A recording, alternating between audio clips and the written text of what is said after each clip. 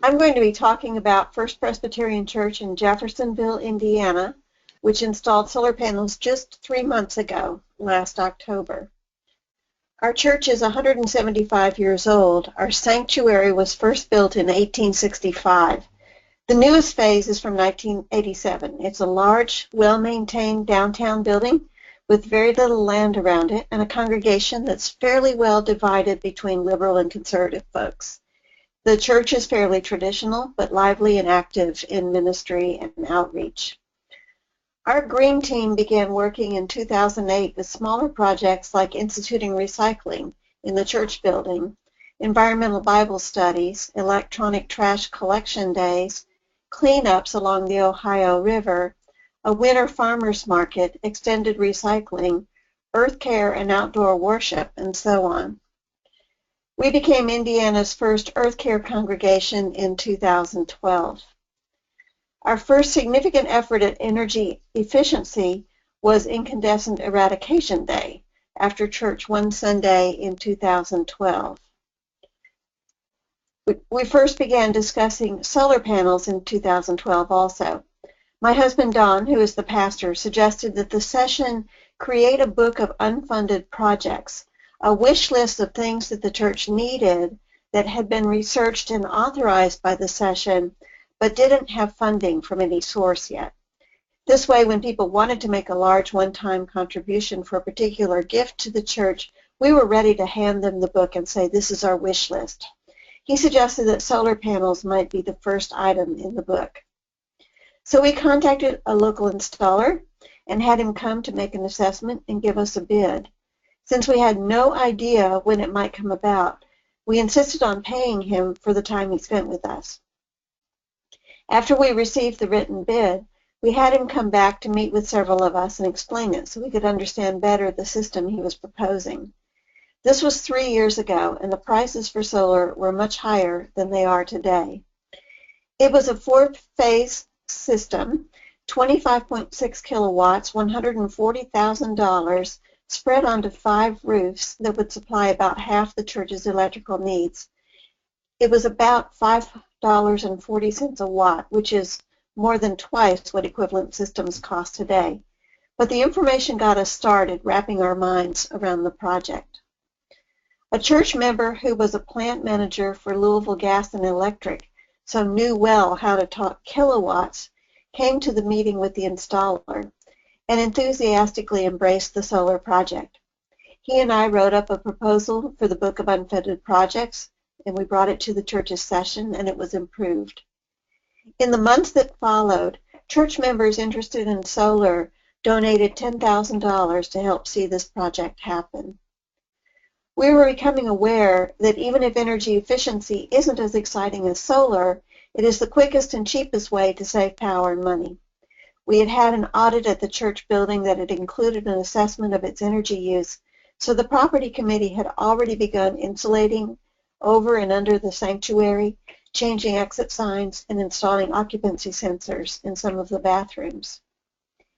In May of 2014, 3 of us attended a day-long workshop led by members of Hoosier Interfaith Power and Light called Using Energy Prudently.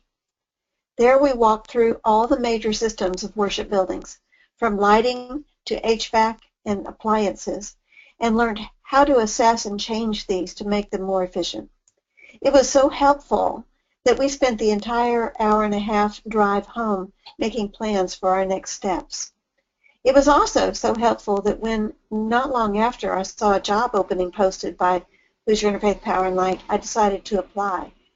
I hadn't had any intention of doing something like that before, but they were doing things that I could really believe in and enjoy being a part of.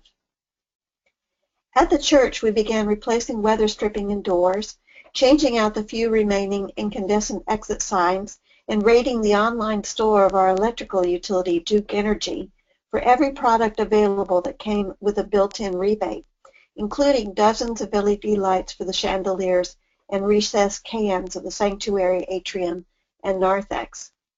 We also began tracking our energy use by setting up online accounts with Duke and Vectren, our natural gas utility, and keeping Excel spreadsheets dating back to 2011 of our use and cost for utilities.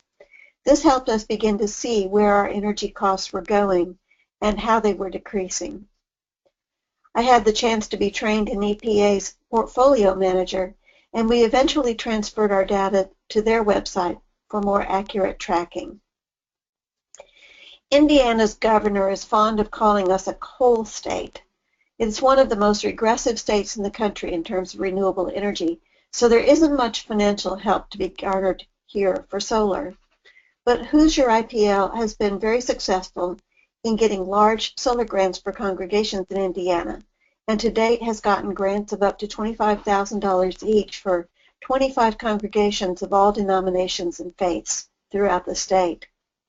Some of these come from settlements with utilities, but most from the Indiana Office of Energy Development's Community Conservation Challenge Grant Program.